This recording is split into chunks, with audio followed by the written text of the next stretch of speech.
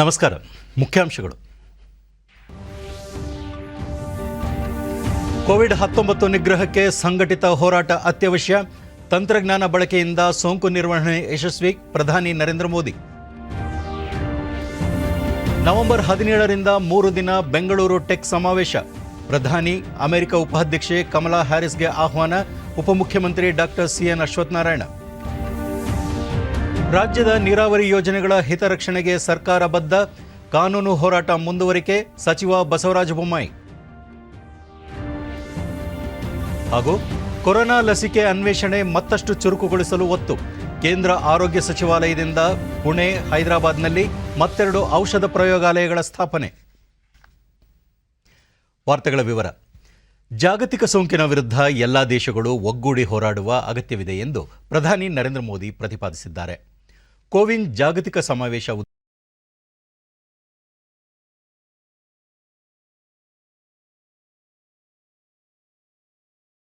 ಸರ್ಕಾರದೊಂದಿಗೆ ಮುಂದುವರಿಯಬೇಕು ಎಂದರು.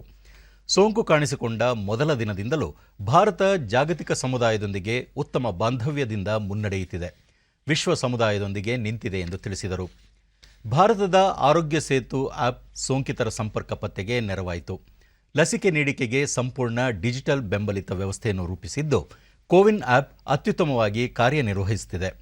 ಇದರ ಪ್ರಯೋಜನ ಎಲ್ಲ ರಾಷ್ಟ್ರಗಳಿಗೂ ದೊರಕಲಿ ಎಂದು ಓಪನ್ ಸೋರ್ಸ್ ಮಾಡಲಾಗಿದೆ. ಒಂದೇ ದಿನದಲ್ಲಿ ಭಾರತ 90 ಲಕ್ಷ ಜನರಿಗೆ ಲಸಿಕೆ ಹಾಕಿದೆ. ಈವರೆಗೆ 35 ಕೋಟಿ ಡೋಸ್ ಲಸಿಕೆ ನೀಡಲಾಗಿದೆ.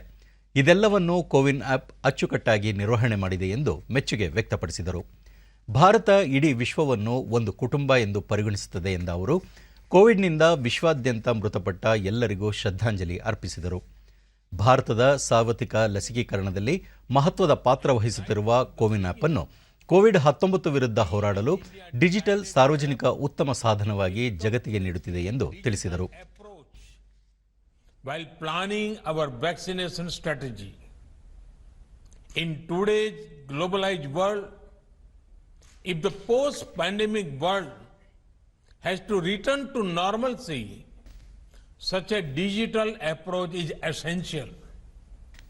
After all, people must be able to prove that they have been vaccinated. Such proof must be safe, secure, and trustworthy.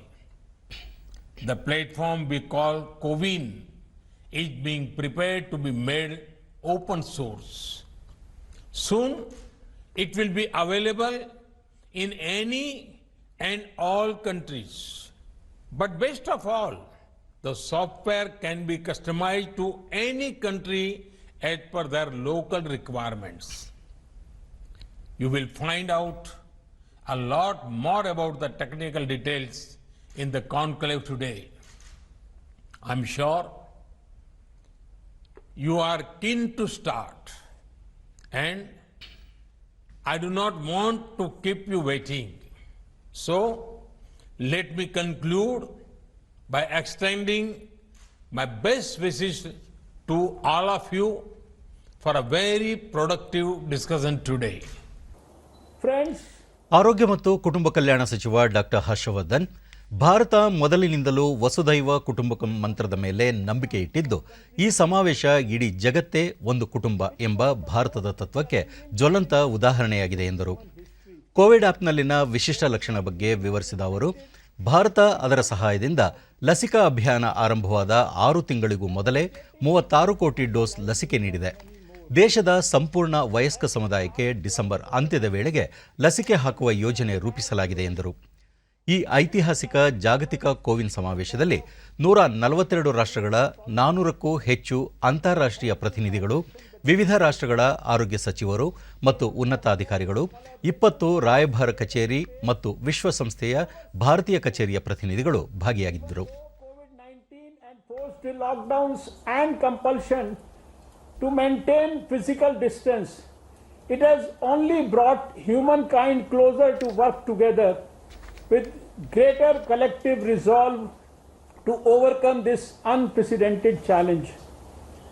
Throughout this pandemic, we have been keeping a close eye on the fast evolving global situation while continually devising and revising effective strategies to manage COVID-19, guided by scientific evidence and following best practices.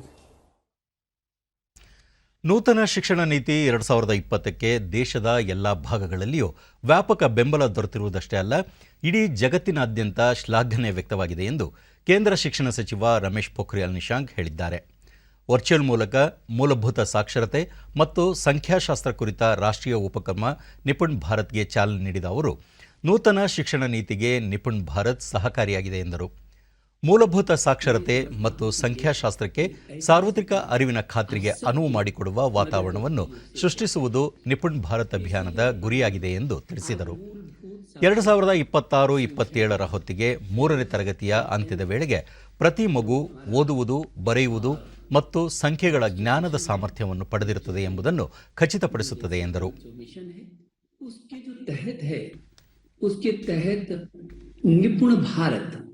निपुण भारत का आज हम शुभारंभ कर रहे हैं. निपुण भारत यानी कि समझ और संख्यात्मकता के साथ पढ़ने में प्रवीणता एवं राष्ट्रीय पहल, इसका हम आज शुभारंभ कर रहे हैं. ये नए शिक्षा नीति का एक आधार स्तंभ होगी. आप सबको मालूम है कि 29 जुलाई 2020 को हमारे देश के यशस्वी प्रधानमंत्री श्री नरेंद्र मोदी जी के नेतृत्व में तैयार तथा जारी की गई राष्ट्रीय शिक्षा नीति 2020 इस बात को भरपूर उजागर करती है कि स्कूल शिक्षा प्रणाली की सर्वोच्च प्राथमिकता कक्षा 3 तक यानी कि 3 वर्ष से 9 वर्ष तक मूलभूत साक्षरता एवं ज्ञान, जो संख्या का ज्ञान है, उसकी सार्वभौमिकता हर हालत में प्राप्त होगी. ರಾಜ್ಯ ಸರ್ಕಾರ ಆಯೋಜಿಸಿರುವ ಪ್ರತಿಷ್ಠಿತ ಬೆಂಗಳೂರು ಟೆಕ್ ಸಮಿಟ್ ನವೆಂಬರ್ 17, 18 ಮತ್ತು 19ರಂದು ನಡೆಯಲಿದೆ ಎಂದು ಉಪಮುಖ್ಯಮಂತ್ರಿ ಡಾಕ್ಟರ್ ಸಿ.ಎನ್. ಅಶ್ವತ್ಥನಾರಾಯಣ ಬೆಂಗಳೂರಿನಲ್ಲಿಂದು ತಿಳಿಸಿದ್ದಾರೆ. ಕೋವಿಡ್ ಹಿನ್ನೆಲೆಯಲ್ಲಿ ವರ್ಚುವಲ್ ಮತ್ತು ಬೌದ್ಧಿಕ ವೇದಿಕೆಯಲ್ಲಿ ಟೆಕ್ ಸಮಿತಿಯನ್ನು ಆಯೋಜಿಸಲಾಗುತ್ತಿದ್ದು, ಉದ್ಘಾಟನೆಗೆ ಪ್ರಧಾನಿ ನರೇಂದ್ರ ಮೋದಿ ಅವರನ್ನು ಆಹ್ವಾನಿಸಲು ನಿರ್ಧರಿಸಲಾಗಿದ್ದು, ಅದೇ ರೀತಿ ಅಮೆರಿಕದ ಉಪಾಧ್ಯಕ್ಷೆ ಕಮಲಾ ಹ್ಯಾರಿಸ್ ಅವರನ್ನು ಆಹ್ವಾನಿಸಲು ನಿರ್ಧರಿಸಲಾಗಿದೆ ಎಂದು ಹೇಳಿದರು. ಟೆಕ್ ಸಮಿತಿಗೆ ಪೂರ್ವಭಾವಿಯಾಗಿ ಬಿಯಾಂಡ್ ಬೆಂಗಳೂರು ಉಪಕ್ರಮದ ಅಡಿಯಲ್ಲಿ 2ನೇ ಹಂತದ ನಗರಗಳಾದ ಮೈಸೂರು, ಹುಬ್ಬಳ್ಳಿಯಲ್ಲಿ ಟೆಕ್ ಸಮಿತಿಗಳು ನಡೆಯಲಿವೆ ಎಂದು ಹೇಳಿದರು. ವರ್ಚುವಲ್ ವೇದಿಕೆಯಲ್ಲಿ ನಡೆಯಲಿರುವ ಕಾರ್ಯಕ್ರಮದಲ್ಲಿ ಕೇಂದ್ರ ಸಚಿವರಾದ ನಿರ್ಮಲಾ ಸೀತಾರಾಮನ್, ರವಿಶಂಕರ್ ಪ್ರಸಾದ್, ಡಾಕ್ಟರ್ ಹರ್ಷವರ್ಧನ್, ಕರ್ನಾಟಕ ಮುಖ್ಯಮಂತ್ರಿ ಬಿಎಸ್ ಯಡಿಯೂರಪ್ಪ ಸೇರಿದಂತೆ ಹಲವರು ಪಾಲ್ಗೊಳ್ಳಲಿದ್ದಾರೆ ಎಂದು ಅವರು ಹೇಳಿದರು. ಕಾವೇರಿ ಕಣಿವೆ ಭಾಗದ ಕರ್ನಾಟಕದ ಹಕ್ಕಿನ ಹಿತರಕ್ಷಣೆಗೆ ಸದಾ ಬದ್ಧವಾಗಿರುವುದಾಗಿ ಗೃಹ ಹಾಗೂ ಕಾನೂನು ಸಚಿವ ಬಸವರಾಜ ಬೊಮ್ಮಾಯಿ ಬೆಂಗಳೂರಿನಲ್ಲಿಂದು ತಿಳಿಸಿದ್ದಾರೆ. ರಾಜ್ಯದ ಹಕ್ಕಿನ ಪರವಾಗಿ ಸುಪ್ರೀಂ ಕೋರ್ಟ್ನಲ್ಲಿ ಕಾನೂನು ಹೋರಾಟ ಮುಂದುವರಿಯಲಿದೆ. ಇದರಿಂದ ಹಿಂದೆ ಸರಿಯುವ ಪ್ರಶ್ನೆಯೇ ಇಲ್ಲ. ನ್ಯಾಯಾಲಯದಲ್ಲೂ ಗೆಲುವು ಸಾಧಿಸುವ ವಿಶ್ವಾಸವಿದೆ ಎಂದು ಅವರು ತಿಳಿಸಿದರು. ಮೇಕೆದಾಟು ಯೋಜನೆ 4 ದಶಕಗಳ ಹಿಂದಿನ ಯೋಜನೆ. 2012ರಿಂದ ಯೋಜನೆ ಕುರಿತು ವಿಸ್ತೃತ ಯೋಜನಾ ವರದಿ ಸಿದ್ಧವಾಗುತ್ತಲೇ ಬರುತ್ತಿದೆ. ಈ ಯೋಜನೆ ಕುರಿತು ಕೇಂದ್ರ ಸರ್ಕಾರದ ನಿರ್ದೇಶನಗಳನ್ನು ಪಾಲಿಸಲಾಗುವುದು ಎಂದರು. ಯೋಜನೆ ಅನುಷ್ಠಾನಕ್ಕೆ ಪರಿಸರ ಇಲಾಖೆಯ ಅನುಮತಿ ಸೇರಿದಂತೆ ಹಲವು ಅನುಮತಿಗಳಿಗೆ ಅಗತ್ಯವಿದೆ ಎಂದು ಅವರು ತಿಳಿಸಿದ್ದಾರೆ. ಈ ಮಧ್ಯೆ ಪ್ರಶ್ನೆಯೊಂದಕ್ಕೆ ಉತ್ತರಿಸಿದ ಅವರು, ಸ್ಯಾಟಲೈಟ್ ಫೋನ್ಗಳ ಬಗ್ಗೆ ಸರ್ಕಾರ ಹದ್ದಿನ ಕಣ್ಣಿಟ್ಟಿದೆ. ಅದರಲ್ಲೂ ಅರಣ್ಯ ಪ್ರದೇಶದಲ್ಲಿ ಈ ರೀತಿಯ ಫೋನ್ಗಳನ್ನು ಹೆಚ್ಚಾಗಿ ಬಳಸುತ್ತಿದ್ದಾರೆ. ಇಂತಹ ಕಡೆಗಳಲ್ಲಿ ಪೊಲೀಸರು ದಾಳಿ ನಡೆಸಿದ್ದಾರೆ ಎಂದು ಮಾಹಿತಿ ನೀಡಿದರು.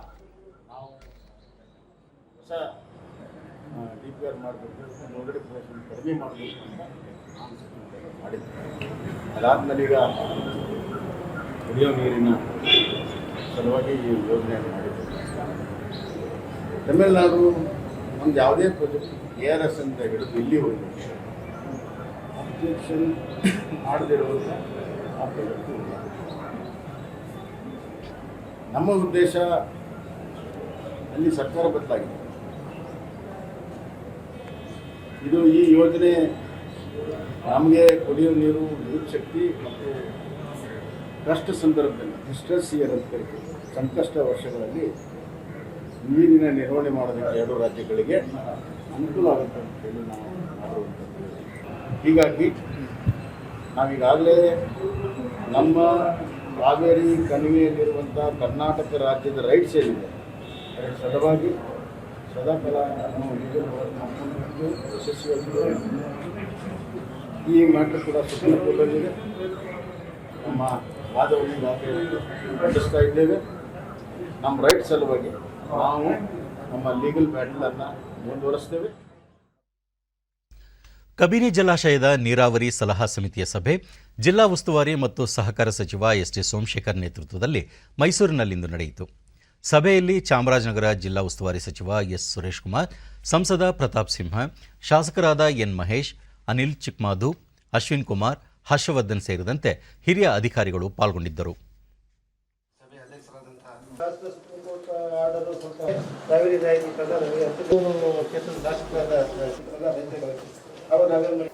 ಇವತ್ತಿಂದ 15 ಬಳಿಕ ಸೋಮಶೇಖರ್, ಕಬಿನಿ ಜಲಾಶಯದ ವ್ಯಾಪ್ತಿಯ ಕೆರೆಗಳಿಗೆ ಇಂದಿನಿಂದಲೇ ನೀರು ಬಿಡಲು ನಿರ್ಧರಿಸಲಾಗಿದೆ.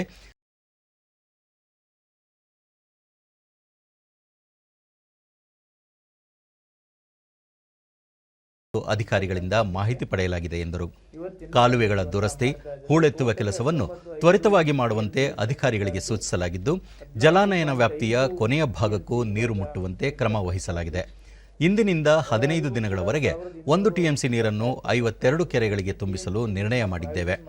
ಈಗ 14.5 ಟಿಎಂಸಿ ನೀರು ಕಬಿನಿಯಲ್ಲಿ ಲಭ್ಯವಿದೆ.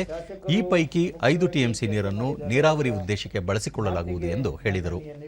ಕಬಿನಿ ಉದ್ಯಾನವನ ನಿರ್ಮಾಣ ಮಾಡುವ ಯೋಜನೆಯನ್ನು ಖಾಸಗಿ ಸಾರ್ವಜನಿಕ ಸಹಭಾಗಿತ್ವದಲ್ಲಿ ತೆಗೆದುಕೊಳ್ಳಲು ಉದ್ದೇಶಿಸಲಾಗಿದೆ. ಈ ನಿಟ್ಟಿನಲ್ಲಿ ಪ್ರಯತ್ನ ನಡೆಯುತ್ತಿದ್ದು, ಒಂದೆರಡು ಸಂಸ್ಥೆಗಳು ಆಸಕ್ತಿ ತೋರಿವೆ ಎಂದರು. ಕೆರೆಗಳು 52 ಕೆರೆ ಏನಿದೆ ಅದು PP ಇದ್ರ ಮೇಲೆ ಕ್ಯಾಬಿನೆಟ್ ಅಲ್ಲಿ ಬಡ್ಜೆಟ್ ಅಲ್ಲಿ ಆಗಿತ್ತು. ಅದ್ರ ಪ್ರಕಾರ ಕ್ರಮ ವಹಿಸಿದ್ದಾರೆ. ಇವಾಗ ಭದ್ರಾ ಜಲಾಶಯದ ಅಣೆಕಟ್ಟು ಭಾಗದಲ್ಲಿ ಕೈಗೆತ್ತಿಕೊಂಡಿರುವ ಕಾಮಗಾರಿಗಳ ಬಗ್ಗೆ ದೂರುಗಳು ಕೇಳಿಬಂದ ಹಿನ್ನೆಲೆಯಲ್ಲಿ ಗ್ರಾಮೀಣಾಭಿವೃದ್ಧಿ ಮತ್ತು ಪಂಚಾಯತ್ ರಾಜ್ ಸಚಿವ ಕೆಎಸ್ ಈಶ್ವರಪ್ಪ ಇಂದು ನಿಗದಿತ ಪ್ರದೇಶಕ್ಕೆ ಭೇಟಿ ನೀಡಿ ಪರಿಶೀಲನೆ ನಡೆಸಿದರು. ಜಲಾಶಯದ ಅಣೆಕಟ್ಟಿನಿಂದ ನದಿಗೆ ನೀರು ಬಿಡುವ ಸ್ಥಳದಲ್ಲಿ ಟ್ರಿಪ್ ಯೋಜನೆಯಡಿ 2018ರಲ್ಲಿ ನಿರ್ವಹಿಸಿರುವ ಕಾಮಗಾರಿ ಕಳಪೆಯಾಗಿದೆ ಎನ್ನುವ ಮಾಹಿತಿಯ ಹಿನ್ನೆಲೆಯಲ್ಲಿ ಅಧಿಕಾರಿಗಳು ಮತ್ತು ಸ್ಥಳೀಯರೊಂದಿಗೆ ಮಾಹಿತಿ ಸಂಗ್ರಹಿಸಿದರು.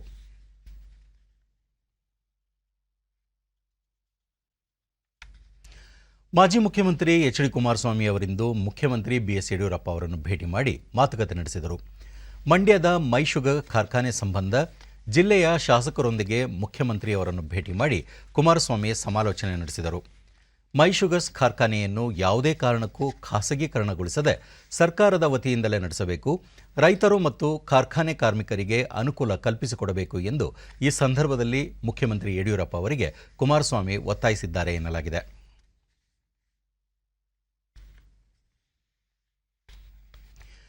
ಕೋವಿಡ್ ಲಾಕ್ಡೌನ್ ನಿರ್ಬಂಧ ಸಡಿಲಿಕೆ ಹಿನ್ನೆಲೆಯಲ್ಲಿ ಇಂದಿನಿಂದ ರಾಜ್ಯದ ಬಹುತೇಕ ದೇವಾಲಯಗಳು ತೆರೆದಿದ್ದು, ದೇವರ ದರ್ಶನಕ್ಕೆ ಭಕ್ತಾದಿಗಳಿಗೆ ಅವಕಾಶ ಕಲ್ಪಿಸಲಾಗಿತ್ತು. ದಕ್ಷಿಣ ಭಾರತದ ಪ್ರಮುಖ ಪುಣ್ಯಕ್ಷೇತ್ರಗಳಲ್ಲೊಂದಾದ ಕೊಲ್ಲೂರು ಮೂಕಾಂಬಿಕಾ ದೇವಾಲಯ ಇಂದಿನಿಂದ ಭಕ್ತರಿಗೆ ದರ್ಶನ ಮತ್ತು ಆರತಿ ಸೇವೆಗೆ ಅನುವು ಮಾಡಿಕೊಟ್ಟಿದೆ.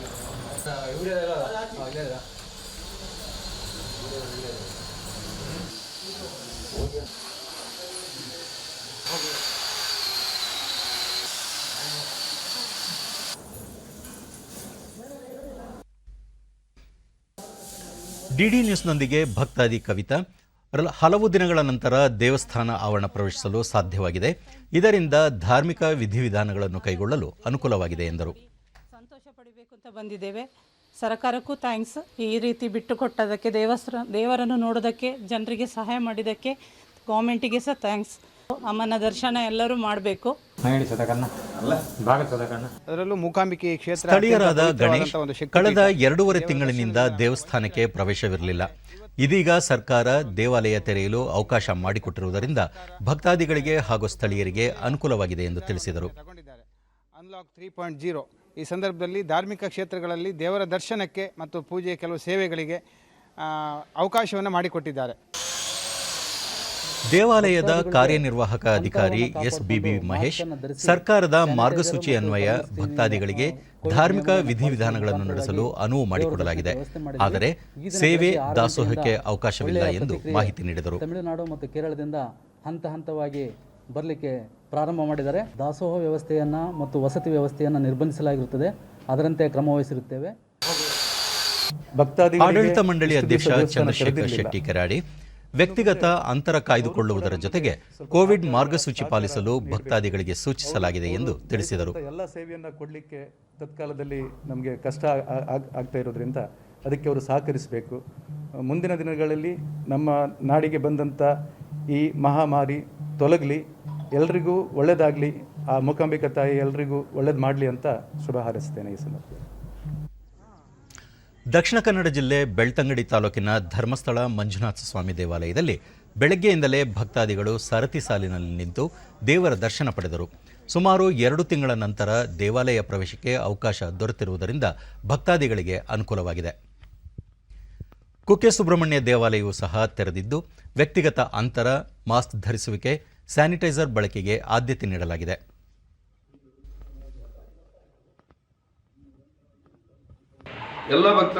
ಡಿಡಿ ನ್ಯೂಸ್ನೊಂದಿಗೆ ಮುಜರಾಯಿ ಸಚಿವ ಕೋಟಾ ಶ್ರೀನಿವಾಸ್ ಪೂಜಾರಿ, ದೇವಾಲಯಗಳಿಗೆ ಬರುವ ಭಕ್ತಾದಿಗಳು ಮುಂಜಾಗ್ರತೆ ವಹಿಸಬೇಕು, ಕೋವಿಡ್ ನಿಯಮಗಳನ್ನು ಪಾಲಿಸುವುದು ಅತ್ಯಗತ್ಯ ಎಂದರು.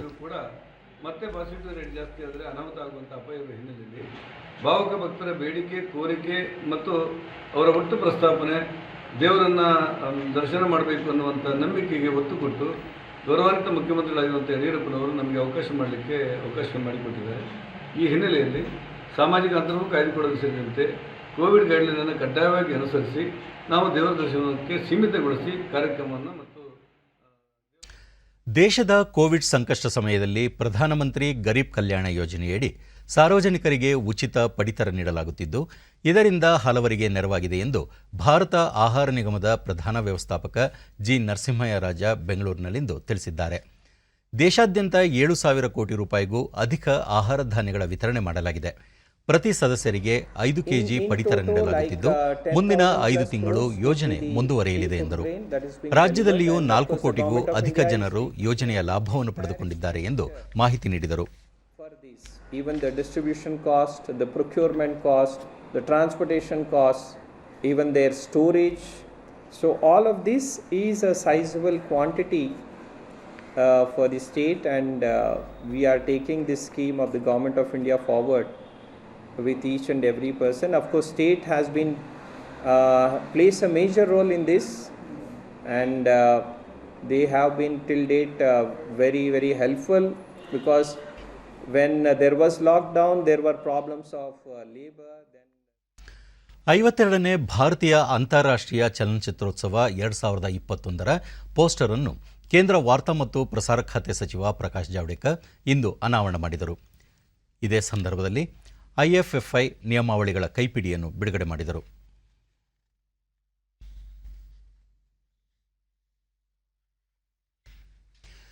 ಕೊರೋನಾ ಲಸಿಕೆಗಳ ಪರೀಕ್ಷೆಗಳನ್ನು ಮತ್ತಷ್ಟು ಚುರುಕುಗೊಳಿಸುವ ಉದ್ದೇಶದಿಂದ ಕೇಂದ್ರ ಸರ್ಕಾರ ಪುಣೆ ಮತ್ತು ಹೈದರಾಬಾದ್ಗಳಲ್ಲಿ 2 ಹೊಸ ಔಷಧ ಪ್ರಯೋಗಾಲಯಗಳನ್ನು ಸ್ಥಾಪಿಸಿದೆ. ಕೊರೋನಾ ಸೋಂಕಿನ ಹಿನ್ನೆಲೆಯಲ್ಲಿ ಮತ್ತು ಕೊರೋನಾ ಲಸಿಕೆ ಉತ್ಪಾದನೆಯನ್ನು ಆಧರಿಸಿ ತ್ವರಿತ ಪರೀಕ್ಷೆಗೆ ಅನುಕೂಲವಾಗುವಂತೆ ಈ ಕ್ರಮ ಕೈಗೊಳ್ಳಲಾಗಿದೆ.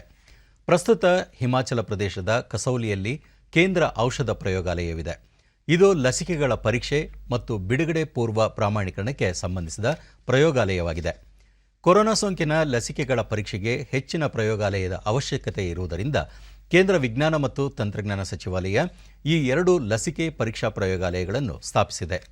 ಅತ್ಯಾಧುನಿಕ ಸೌಲಭ್ಯಗಳೊಂದಿಗೆ ಆರಂಭವಾಗಿರುವ ಈ ಪ್ರಯೋಗಾಲಯಗಳಿಂದಾಗಿ ಪುಣೆ ಮತ್ತು ಹೈದರಾಬಾದ್ನಲ್ಲಿ ಲಸಿಕೆ ಉತ್ಪಾದನೆ ಹೆಚ್ಚಿಸುವ ಕೇಂದ್ರದ ನಿರ್ಧಾರಕ್ಕೆ ಸಹಕಾರಿಯಾಗಿದೆ. ರಾಜ್ಯ ಹಾಗೂ ಕೇಂದ್ರಾಡಳಿತ ಪ್ರದೇಶಗಳಲ್ಲಿ ಖಾಸಗಿ ಆಸ್ಪತ್ರೆಗಳು ಸೇರಿದಂತೆ ಸರ್ಕಾರಿ ಆಸ್ಪತ್ರೆಗಳಲ್ಲಿ ಪ್ರಸ್ತುತ 2 ಕೋಟಿಗೂ ಅಧಿಕ ಕೋವಿಡ್ ಲಸಿಕಾ ಡೋಸ್ ಲಭ್ಯವಿದೆ ಎಂದು ಕೇಂದ್ರ ಆರೋಗ್ಯ ಮತ್ತು ಕುಟುಂಬ ಕಲ್ಯಾಣ ಸಚಿವಾಲಯ ತಿಳಿಸಿದೆ. ಕೇಂದ್ರ ಸರ್ಕಾರ ಇದುವರೆಗೂ ರಾಜ್ಯಗಳು ಮತ್ತು ಕೇಂದ್ರಾಡಳಿತ ಪ್ರದೇಶಗಳಿಗೆ ಎಲ್ಲ ಮೂಲಗಳಿಂದ 36,97,70,980 ಡೋಸ್ ಲಸಿಕೆ ಒದಗಿಸಿದೆ. ದೇಶದಾದ್ಯಂತ ಕೋವಿಡ್-19 ಲಸಿಕೆಯ ಅಭಿಯಾನ ವಿಸ್ತರಿಸುವ ಮತ್ತು ಅದಕ್ಕೆ ಮತ್ತಷ್ಟು ವೇಗ ನೀಡಲು ಸರ್ಕಾರ ಕಾರ್ಯಯೋಜನೆ ರೂಪಿಸಿದೆ. 2021ರ ಜೂನ್ 21ರಿಂದ ಕೋವಿಡ್-19 ಸಾರ್ವತ್ರಿಕ ಲಸಿಕೀಕರಣ ಹೊಸ ವೇಗ ಪಡೆದುಕೊಂಡಿದೆ. ನೂತನ ಹಂತದಲ್ಲಿ ಕೇಂದ್ರ ಸರ್ಕಾರ ದೇಶದಲ್ಲಿನ ಲಸಿಕೆ ತಯಾರಕರು ಉತ್ಪಾದಿಸುವ ಲಸಿಕೆಯ ಪೈಕಿ 75% ಖರೀದಿಸಿ ಉಚಿತವಾಗಿ ಪೂರೈಸುತ್ತಿದೆ ಎಂದು ಸಚಿವಾಲಯ ಮಾಹಿತಿ ನೀಡಿದೆ. ಕೃಷಿಕರ ಅನುಕೂಲಕ್ಕಾಗಿ ದೇಶದಾದ್ಯಂತ 10,000 ರೈತರ ಉತ್ಪನ್ನ ಸಂಘ ಎಫ್ಪಿಒಗಳನ್ನು ಸ್ಥಾಪಿಸಲಾಗುವುದು ಎಂದು ಕೇಂದ್ರ ಕೃಷಿ ಮತ್ತು ರೈತರ ಕಲ್ಯಾಣ ಖಾತೆ ರಾಜ್ಯ ಸಚಿವ ಕೈಲಾಶ್ ಚೌಧರಿ ತಿಳಿಸಿದ್ದಾರೆ. 2 ದಿನಗಳ ಲಡಾಖ್ ಭೇಟಿಯ ವೇಳೆ ಜನ್ಸ್ಕಾಬ್ ಮತ್ತು ಲೆಹ್ನಲ್ಲಿ ಪ್ರಗತಿಪರ ರೈತರೊಂದಿಗೆ ಸಂವಾದ ನಡೆಸಿದ ಅವರು ಕೇಂದ್ರ ಸರ್ಕಾರದಿಂದ ಹಣಕಾಸು ನೆರವು, ಸಾಗಣೆ ಸೌಲಭ್ಯ ಮತ್ತು ಮಾರುಕಟ್ಟೆ ಪ್ರಯೋಜನಗಳನ್ನು ಪಡೆದುಕೊಳ್ಳಲು ಬ್ಲಾಕ್ ಮಟ್ಟದಲ್ಲಿ ರೈತರ ಉತ್ಪನ್ನ ಸಂಘಗಳನ್ನು ಆರಂಭಿಸುವಂತೆ ಕರೆ ನೀಡಿದರು. ಎಫ್ಪಿಒಗಳು ರೈತರ ಆದಾಯವನ್ನು ದುಪ್ಪಟ್ಟುಗೊಳಿಸಲು ನೆರವಾಗುತ್ತವೆ. ಗಿರಿ ಪ್ರದೇಶಗಳಲ್ಲಿ 100 ರೈತರು ಸೇರಿ ಎಫ್ಪಿಒ ಸ್ಥಾಪಿಸಬಹುದು ಎಂದ ಅವರು, ಪ್ರಧಾನಿ ಮೋದಿ ನೇತೃತ್ವದ ಸರ್ಕಾರ ಬಜೆಟ್ನಲ್ಲಿ ಕೃಷಿ ಹಂಚಿಕೆಯನ್ನು 1,30,000 ಕೋಟಿ ರೂಪಾಯಿಗೆ ಹೆಚ್ಚಿಸಿದ್ದು, ಪ್ರಧಾನಮಂತ್ರಿ ಕಿಸಾನ್ ಸಮ್ಮಾನ್ ನಿಧಿ ಯೋಜನೆಯಡಿ 70,000 ಕೋಟಿ ರೂಪಾಯಿಗಳು ನೇರವಾಗಿ ರೈತರ ಬ್ಯಾಂಕ್ ಖಾತೆಗಳಿಗೆ ಜಮೆ ಮಾಡಲಾಗುತ್ತಿದೆ ಎಂದು ತಿಳಿಸಿದರು.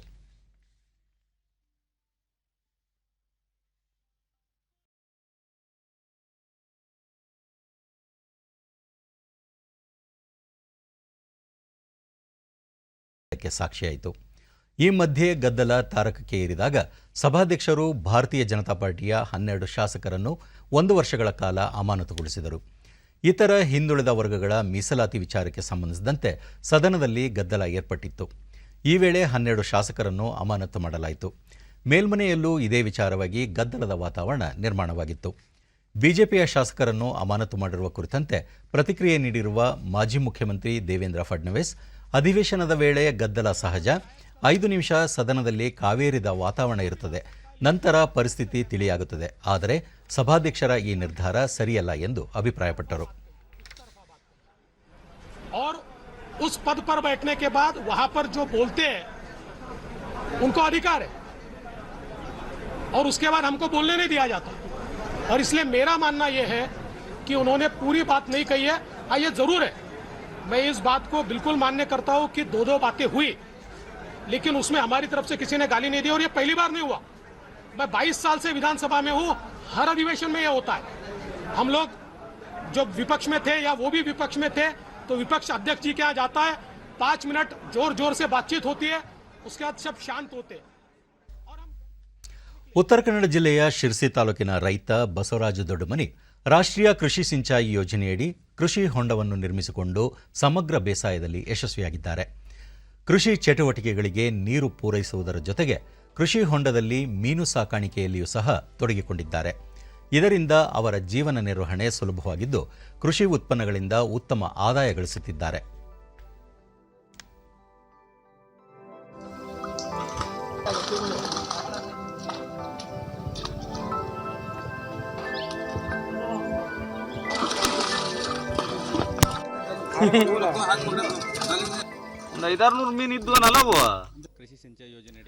ಡಿಡಿ ನ್ಯೂಸ್ನೊಂದಿಗೆ ರೈತ ಬಸವರಾಜ ದೊಡ್ಡಮನಿ ಕೃಷಿ ಸಿಂಚಾಯಿ ಯೋಜನೆಯಡಿ ಕೃಷಿ ಹೊಂಡ ನಿರ್ಮಿಸಿಕೊಂಡು ಬಹು ಬೇಸಾಯ ಪದ್ಧತಿಯನ್ನು ಅಳವಡಿಸಿಕೊಂಡಿದ್ದೇನೆ. ಎಲ್ಲಾ ಸಂದರ್ಭದಲ್ಲಿಯೂ ನೀರು ದೊರೆಯುವುದರಿಂದ ಹೆಚ್ಚಿನ ಅನುಕೂಲವಾಗುವುದರ ಜೊತೆಗೆ ಉತ್ತಮ ಆದಾಯ ದೊರೆಯುತ್ತಿದೆ ಎಂದು ತಿಳಿಸಿದರು. ಆ ಕೃಷಿ ಹೊಂಡವನ್ನು ದೊಡ್ಡ ಮಟ್ಟದಲ್ಲಿ ನಾವು ಮಾಡಿಕೊಂಡಿದ್ದು, ಅವಾಗ ಮೀನುಗಾರಿಕೆ ಇಲಾಖೆಯವರನ್ನು ಕರೆದು ಆ ಹೊಂಡವನ್ನು ತೋರಿಸಿದಾಗ ಅವರು, ನೀವು ಉಚಿತವಾಗಿ ಏಕೆ ಮೀನು ಮರಿಯನ್ನು ನಾವೆಲ್ಲ ಸಪ್ಲೈ ಮಾಡ್ತೇವೆ ಮತ್ತು ಅದಕ್ಕೆ ಬೇಕಂತ ಎಲ್ಲ ಫುಡ್ಗಳನ್ನು ನಾವು ನೀಡ್ತೇವೆ ಅಂತ ಹೇಳಿ ಮೀನು ಮರಿಯನ್ನು ಕೊಟ್ಟಾಗ ನಮಗೆ ವಿಶೇಷವಾಗಿ ಅದರಲ್ಲಿ ಕೃಷಿ ಹೊಂಡದಲ್ಲಿ ಮೀನು ಮರಿಯನ್ನು ಬಿಟ್ಟು ಇವತ್ತು ನಾವು ಅದರಿಂದ ನಮ್ದು ಯಾವುದೇ ರೀತಿಯಿಂದ ವೆಚ್ಚ ಆಗದೇ ಇದ್ದರೂ ಕೂಡ ನಾವು ಲಾಭದಾಯಕವಾದಂಥ ಮೀನು ಕೃಷಿಯನ್ನು ಮಾಡಲಿಕ್ಕೆ ಸಹಾಯವಾಗಿದೆ. ತೋಟಗಾರಿಕಾ ಇಲಾಖೆಯ ಅಧಿಕಾರಿ ಸತೀಶ್ ಹೆಗಡೆ, ಕೃಷಿ ಸಿಂಚಾಯಿ ಯೋಜನೆಯಡಿ ಕೃಷಿ ಹೊಂಡ ನಿರ್ಮಾಣಕ್ಕೆ ಅನುವು ಮಾಡಿಕೊಡಲಾಗಿದೆ. ಹಾಗೆಯೇ ರೈತರಿಗೆ ನೀರಿನ ಮೂಲಗಳನ್ನು ವೃದ್ಧಿಸಿಕೊಳ್ಳಲು ಯೋಜನೆ ಸಹಕಾರಿಯಾಗಿದೆ ಎಂದು ಮಾಹಿತಿ ನೀಡಿದರು. ಹೆಚ್ಚುವರಿಯಾಗಿ ಪಡ್ಕೊಂಡಿದ್ದಾರೆ. ಈ ರೀತಿ ಸಮಗ್ರ ಕೃಷಿ ಪದ್ಧತಿಯನ್ನು ಅನುಸರಿಸಿ ಎಲ್ಲ ಯೋಜನೆಗಳನ್ನು ಒಗ್ಗೂಡಿಸಿಕೊಂಡು ಕೃಷಿಯನ್ನು ಮಾಡಿದರೆ ಉತ್ತಮವಾದಂಥ ಒಂದು ಆರ್ಥಿಕ ಸಬಲತೆ ರೈತರಿಗೆ ದೊರಕುತ್ತದೆ ಅನ್ನುವುದನ್ನು ನಾನಿಲ್ಲಿ ಹೇಳಲಿಕ್ಕೆ ಇಷ್ಟಪಡ್ತೀನಿ. ರಾಜ್ಯದಲ್ಲಿ ಕೋವಿಡ್-19 ಸೋಂಕು ಪ್ರಕರಣಗಳು ಕಡಿಮೆಯಾದ ಹಿನ್ನೆಲೆಯಲ್ಲಿ ಪ್ರವಾಸಿ ತಾಣಗಳ ವೀಕ್ಷಣೆಗೆ ಅನುವು ಮಾಡಿಕೊಡಲಾಗಿದ್ದು, ಪ್ರವಾಸಿಗರು ಕರ್ನಾಟಕದ ಹಲವು ತಾಣಗಳಿಗೆ ಭೇಟಿ ನೀಡುತ್ತಿದ್ದಾರೆ. ವಿಜಯಪುರ ಜಿಲ್ಲೆಯ ಗೋಳಗುಮ್ಮಟ ವೀಕ್ಷಣೆಗೆ ಪ್ರತಿದಿನ ಭೇಟಿ ನೀಡುತ್ತಿರುವವರ ಸಂಖ್ಯೆ ಗಣನೀಯವಾಗಿ ಏರಿಕೆಯಾಗಿದ್ದು, ಸ್ಮಾರಕ ಸ್ಥಳಗಳಲ್ಲಿ ನೈರ್ಮಲ್ಯಕ್ಕೆ ಆದ್ಯತೆ ನೀಡಲಾಗಿದೆ. ರಾಜ್ಯದ ವಿವಿಧ ಜಿಲ್ಲೆಗಳಿಂದ ಆಗಮಿಸುತ್ತಿರುವ ಪ್ರವಾಸಿಗರು ಕೊರೋನಾ ಮುನ್ನೆಚ್ಚರಿಕೆ ಕ್ರಮಗಳನ್ನು ಪಾಲಿಸುತ್ತಿರುವ ದೃಶ್ಯ ಸಾಮಾನ್ಯವಾಗಿದೆ.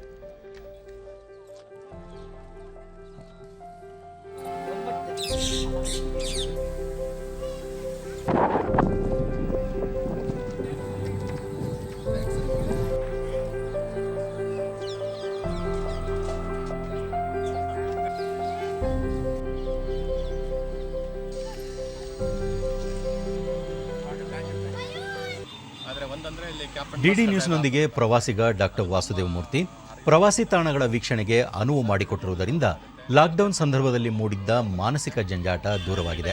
ಪ್ರವಾಸೋದ್ಯಮ ಕ್ಷೇತ್ರದ ಅಭಿವೃದ್ಧಿಗೆ ಸಹಕಾರಿಯಾಗಲಿದೆ ಎಂದರು. ದೂರ ಇಟ್ಕೊಂಡು ನೋಡ್ಕೊಂಡು ಹೋಗ್ತಾ ಇದ್ದಾರೆ, ಎಲ್ಲವೂ ಚೆನ್ನಾಗಿದ್ದಾವೆ. ನಮ್ಮ ದೃಷ್ಟಿಯಿಂದ ಇದ್ದರೆ ನೋಡ್ಲಿಕ್ಕೆ ಎಲ್ರಿಗೂ ಒಳ್ಳೆಯದು, ಎಲ್ಲರೂ ಬರ್ಬೋದು, ನೋಡ್ಬೋದು, ಚೆನ್ನಾಗಿದೆ. ಮತ್ತೋರ್ವ ಪ್ರವಾಸಿ ಡಾಕ್ಟರ್ ವಿದ್ಯಾ 2 ತಿಂಗಳ ನಂತರ ಪ್ರವಾಸಿ ತಾಣಗಳ ವೀಕ್ಷಣೆಗೆ ಅನುವು ಮಾಡಿಕೊಟ್ಟಿರುವುದರಿಂದ ಪ್ರವಾಸಿಗರಿಗೆ ಹೆಚ್ಚಿನ ಅನುಕೂಲವಾಗಿದೆ ಎಂದರು. ಆರೋಗ್ಯದ ದೃಷ್ಟಿಯಿಂದ ನಾವು ಎಲ್ಲ ನಿಯಮಗಳನ್ನು ಪಾಲಿಸಿದರೆ ನಾವು ಎಲ್ಲ ಪ್ರವಾಸನೂ ಮಾಡ್ಕೋಬಹುದು, ಖುಷಿ ಆಗುತ್ತೆ, ಒಳ್ಳೆಯದು ಆಗುತ್ತೆ, ಆರೋಗ್ಯನೂ ಕಾಪಾಡಿಕೊಳ್ಳಲಾಗುತ್ತೆ. ದಯವಿಟ್ಟು ಎಲ್ಲರೂ ಮಾಸ್ಕ್ ಧರಿಸಿ ಮತ್ತು ಸ್ಯಾನಿಟೈಸರ್ ಹಾಕ್ಕೊಂಡು ಡಿಸ್ಟೆನ್ಸ್ ಮೇಂಟೈನ್ ಮಾಡಿಕೊಂಡು ನೋಡ್ಕೊಂಡು ಹೋಗ್ಬೋದು. ಸ್ಥಳೀಯ ಮಾರ್ಗದರ್ಶಕ ರಮೇಶ್ ಚೌಹಾಣ್ ಜಿಲ್ಲೆಯಲ್ಲಿ ಎಲ್ಲಾ ಪ್ರವಾಸಿ ತಾಣಗಳನ್ನು ತೆರೆಯಲಾಗಿದ್ದು ಕೋವಿಡ್ ಮುಂಜಾಗ್ರತಾ ಕ್ರಮಗಳನ್ನು ಪಾಲಿಸಲಾಗುತ್ತಿದೆ ಎಂದು ಮಾಹಿತಿ ನೀಡಿದರು. ಸ್ವಲ್ಪ ಬರ್ತಿದ್ದಾರೆ.